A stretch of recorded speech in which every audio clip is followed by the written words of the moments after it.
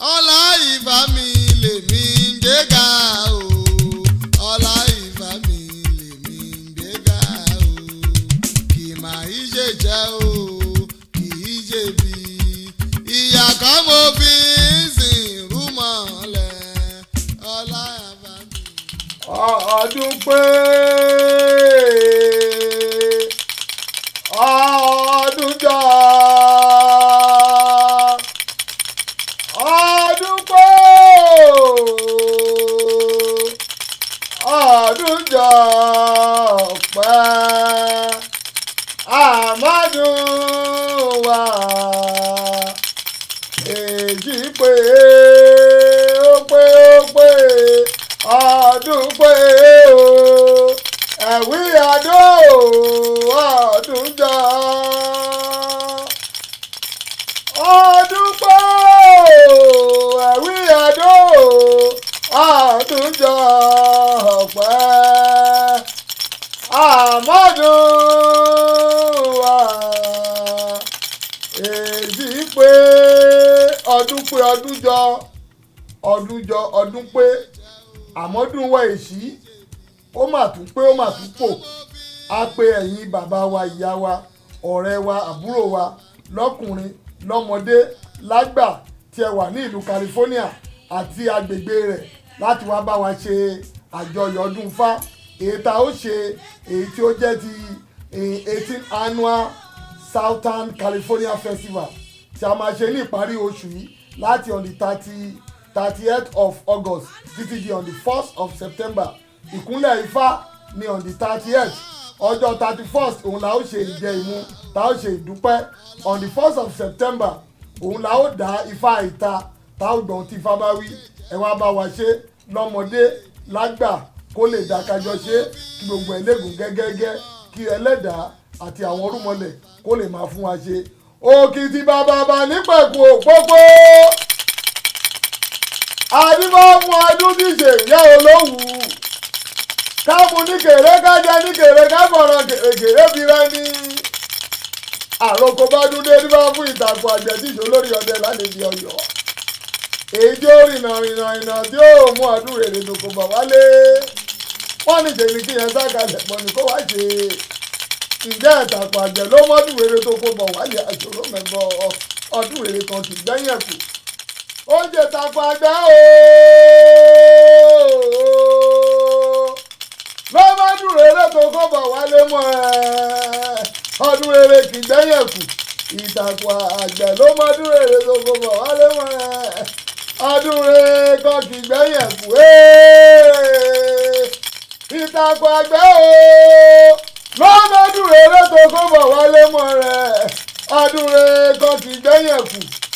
ìtàkùn àgbẹ̀ lọ́mọdún rẹ̀ tó kó bọ̀ wálé mọ́ rẹ̀ ọdún rẹ̀ kì í gbẹ́yìn ẹ̀kú o.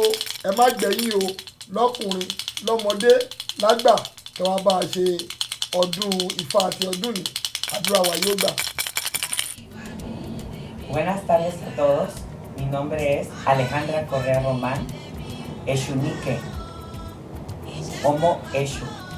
Están cordialmente invitados a nuestro 18º Festival para Ifá en la ciudad de Los Ángeles, en el 7825 de la Southwestern Avenue. Los esperamos a todos a celebrar este magno evento.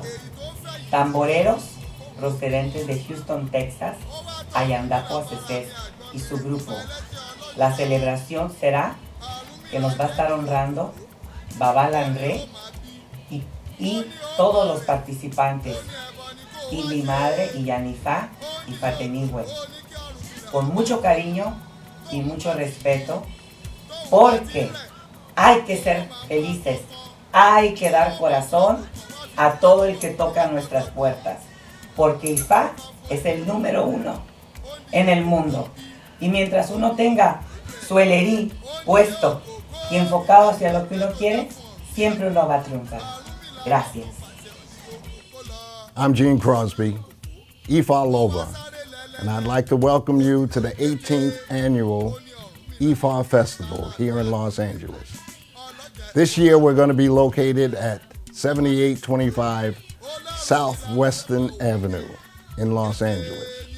I'd like to welcome you and your family from New York, Chicago, Las Vegas, wherever you find yourself in the U.S., come to Los Angeles for this festival. It will be memorable.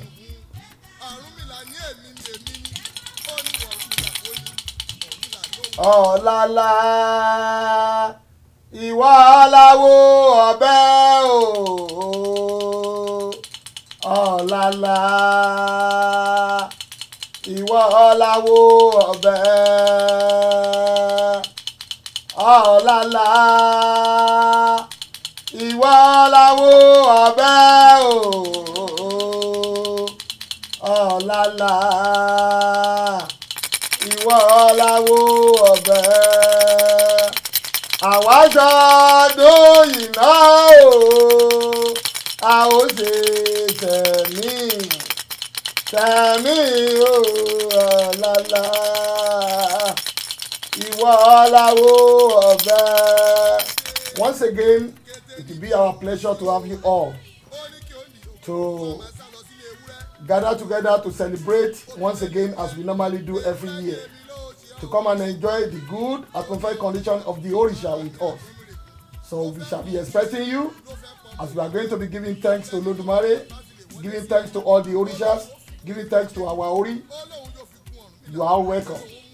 Let's see you there and you will never regret you come. Ashe. Ashe. Ọ̀run làwọn tọpasẹ̀ ó di yòókù ó tọpasẹ̀ rẹ̀ délé ewúrẹ́ ó kànlẹ̀kùn lé ewúrẹ́ ìkàgbò ó kànlẹ̀kùn lé ewúrẹ́.